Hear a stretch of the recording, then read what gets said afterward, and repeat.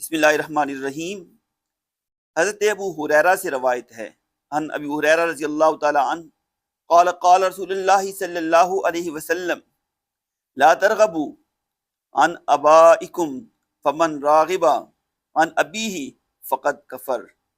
یہ بخاری و مسلم دونوں میں یہ حدیث ہے کہ حضرت ابو ہریرہ رضی اللہ تعالی عنہ فرماتے ہیں کہ حضور پاک صلی اللہ علیہ وسلم نے فرمایا کہ جس نے منہ موڑا اپنے باپ دادا سے، بس تحقیق اس نے کافروں کا فعل اختیار کیا یا کفر کیا، یعنی ناشکری کی، اس لیے تم اپنے باپ داداؤں کی نسبت کیا کرو۔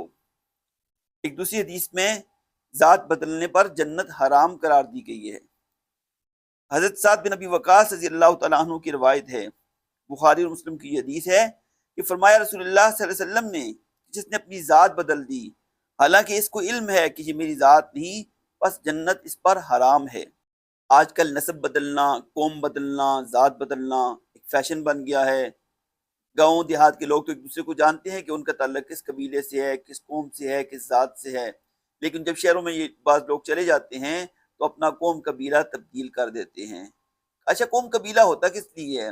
اللہ نے جو قرآن کے اندر فرمایا وَقَبَائِلَ لِتَعَارَفُوا، یہ اللہ پاک نے جو وَجَعَلْنَاكُمْ شُعُوبًا وَقَبَائِلَ لِتَعَارَفُوا، یہ قوم اور قبیلے اس لیے بنائے کہ لوگ ایک دوسرے کو پہچان لیں۔ یہ گاؤں دیہات میں جس طرح ایک دوسرے کو قوم قبیلوں سے پہچانا جاتا ہے، تو آہستہ آہستہ ہوا یہ کہ لوگوں نے اپنی ذاتیں، اپنی قومیں بدلنی شروع کر دی۔ اس کا نقصان یہ ہوا کہ یہ پتہ ہی نہیں چلتا کہ آج کون شخص کس قوم سے تعلق رکھتا ہے۔ گاؤں دیہات کے لوگ ایک دوسرے کو جانتے ہیں، لیکن اس سلسلے میں یہ بات ذہن نشین رکھنی چاہیے کہ انتہائی انسان کے اندر ایک احساس کمتری ہوتا ہے جو اپنی قوم کو بدلا دیتا ہے۔ یہ جو میں نے آپ کے سامنے حدیثیں بیان کی کہ اس پر جنت حرام قرار دی گئی ہے، جو اپنا نسب بدلتا ہے اس کو یعنی یہ کفر کرنا قرار دیا گیا ہے کہ جو شخص جو ہے وہ اپنا نسب جو ہے وہ بدلتا ہے۔